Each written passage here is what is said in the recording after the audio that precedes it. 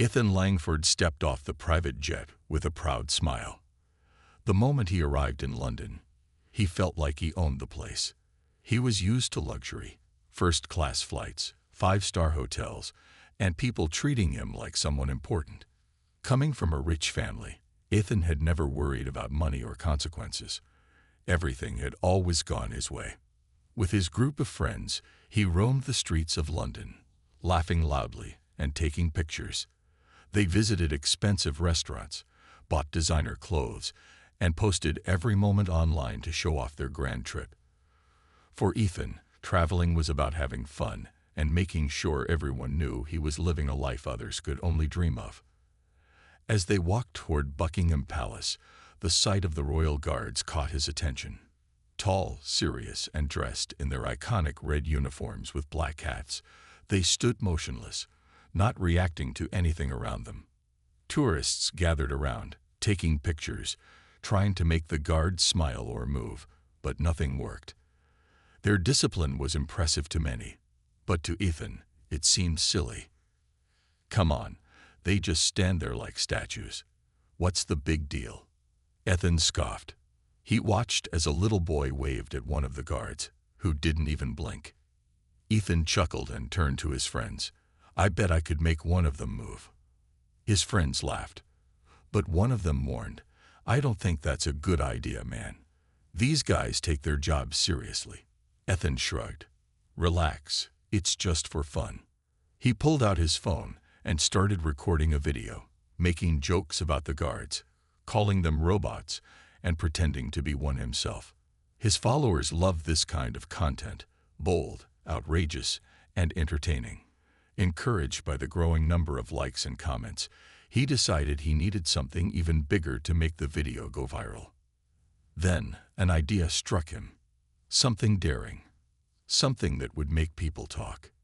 He grinned as he turned to his friends. Wait here. I'll be back.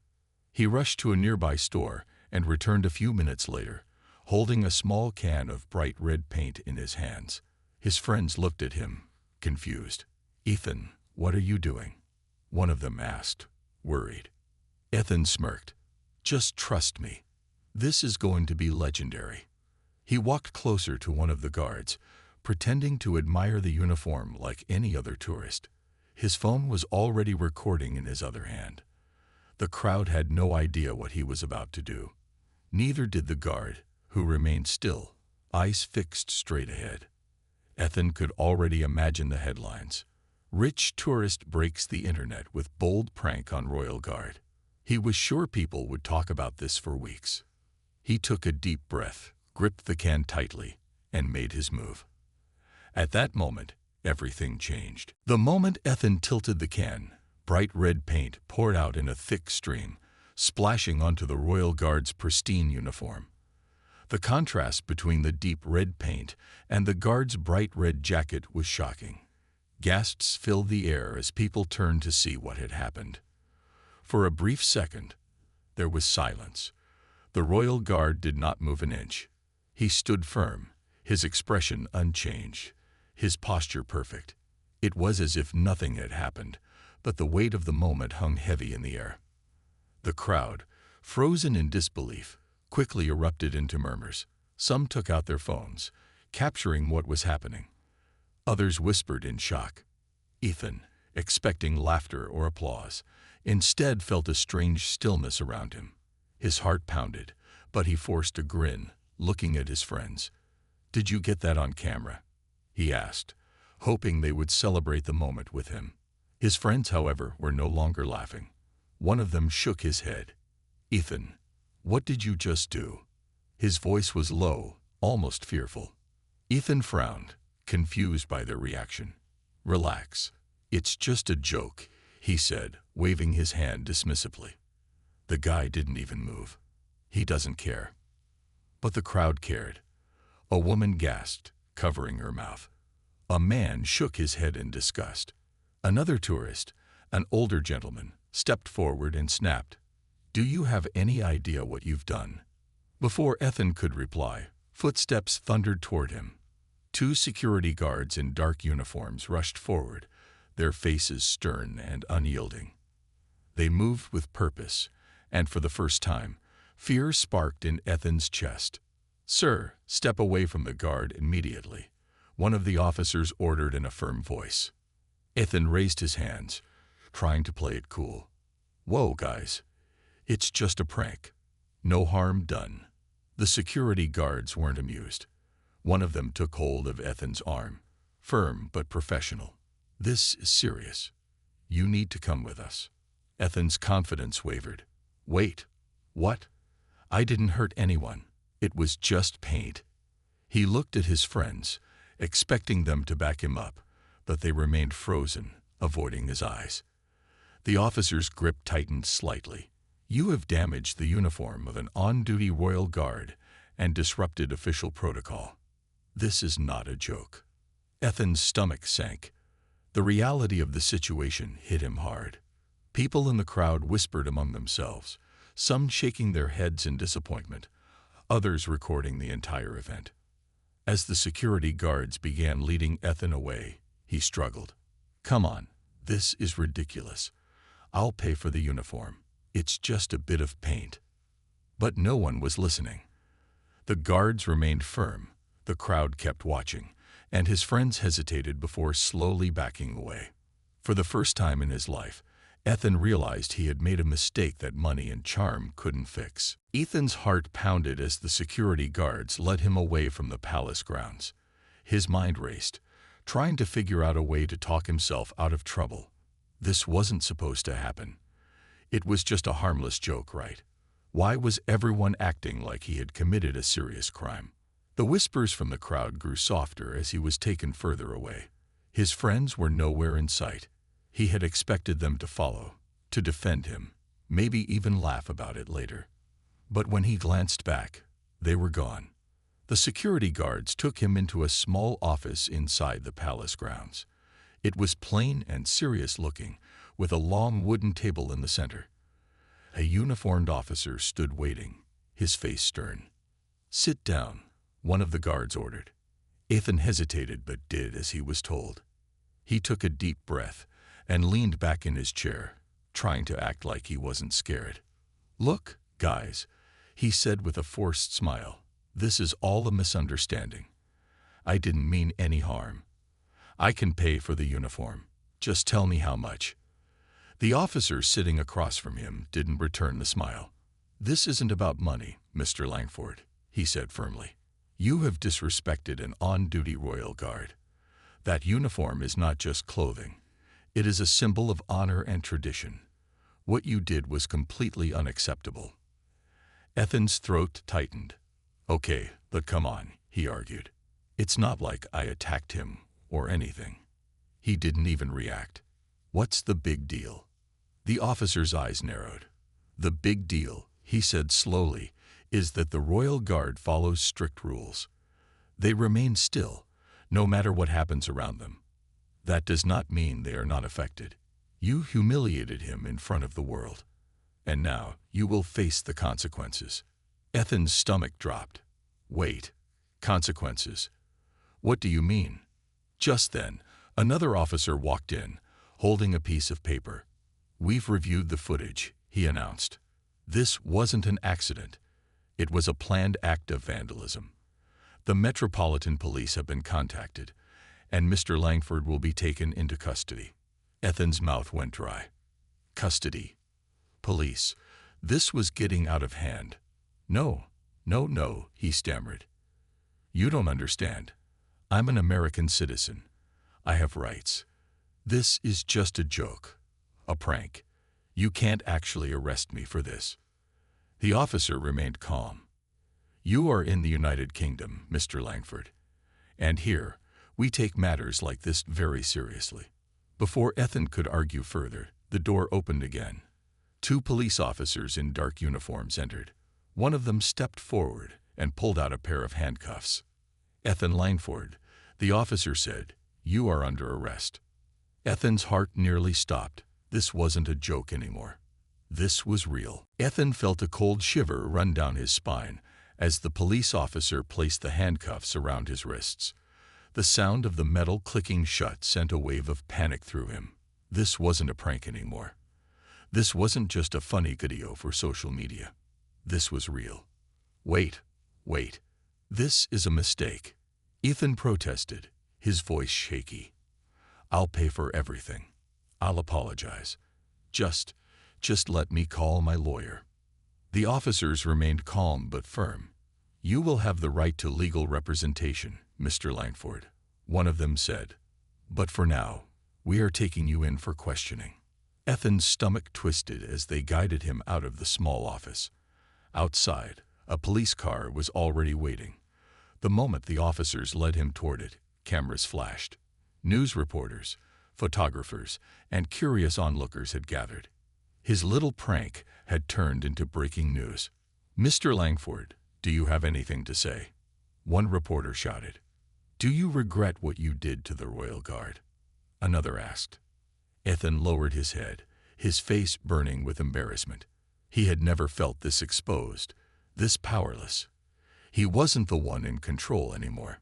The officers placed him in the back of the police car, and the doors shut with a firm click. The car started moving, and Ethan stared out the window, watching the city blur past. Just hours ago, he had been laughing with his friends, feeling on top of the world. Now he was in handcuffs, being taken to a police station. After what felt like forever, the car stopped in front of the station. The officers escorted him inside, and everything moved quickly. His personal belongings were taken, his fingerprints were scanned, and a mugshot was taken. The bright flash of the camera made his heart sink even deeper. This was really happening. Ethan was led into a small, cold room with a metal table and 2 chairs. A police officer sat across from him, opening a file. Mr. Langford, he began, you are being charged with vandalism and public disorder. This is a serious offense. Do you understand? Ethan swallowed hard. It was just a joke, he mumbled. The officer sighed. A joke. He leaned forward. Do you know who that Royal Guard was? He wasn't just any soldier standing there for tourists.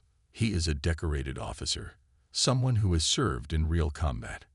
He stands there as a symbol of honor and discipline. And you humiliated him for views and likes. Ethan couldn't meet the officer's eyes. He had never thought about it that way. To him, it had just been a fun video, something for people to talk about online.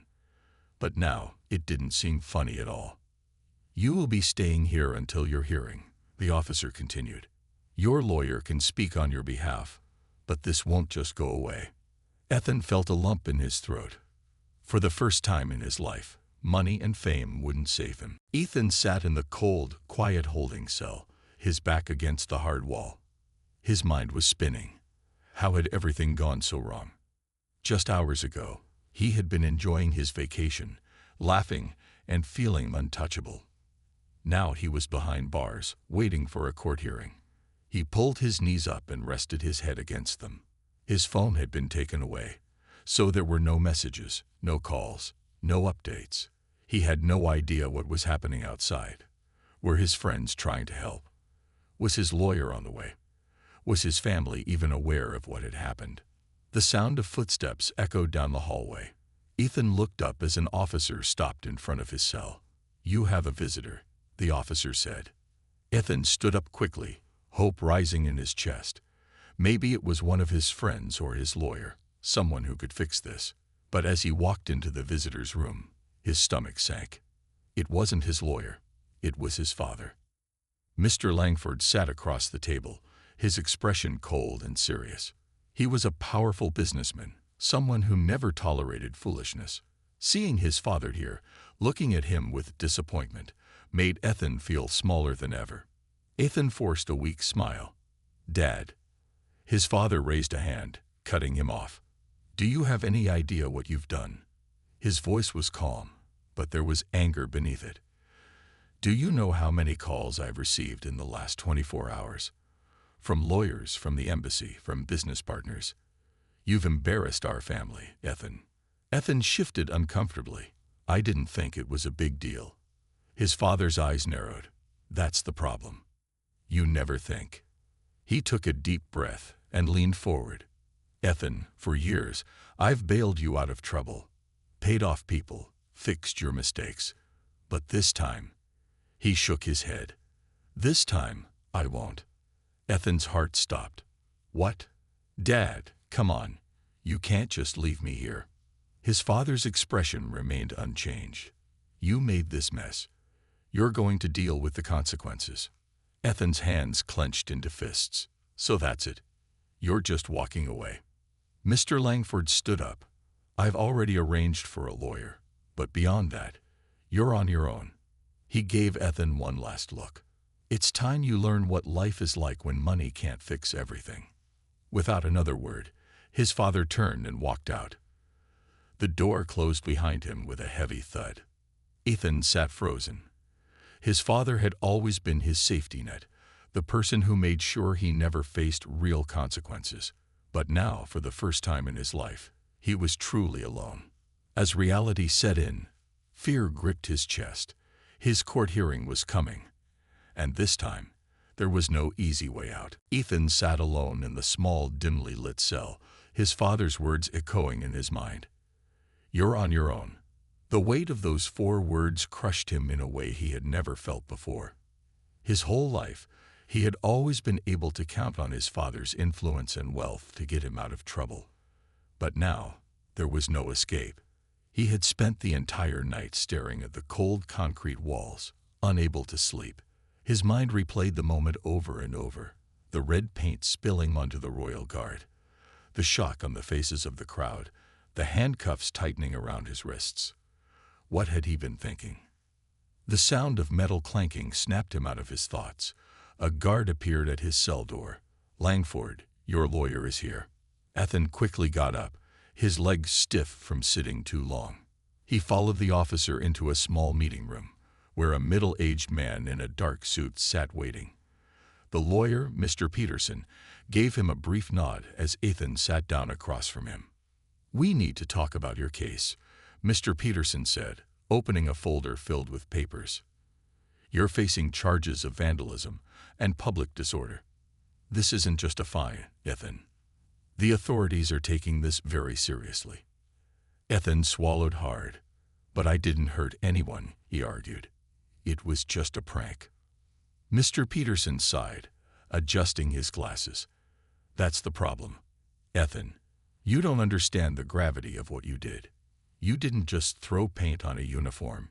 You disrespected a long-standing tradition, a symbol of the British military. The Royal Guards are highly respected, and the UK government won't let this slide. Ethan's hands felt clammy. So, what happens now?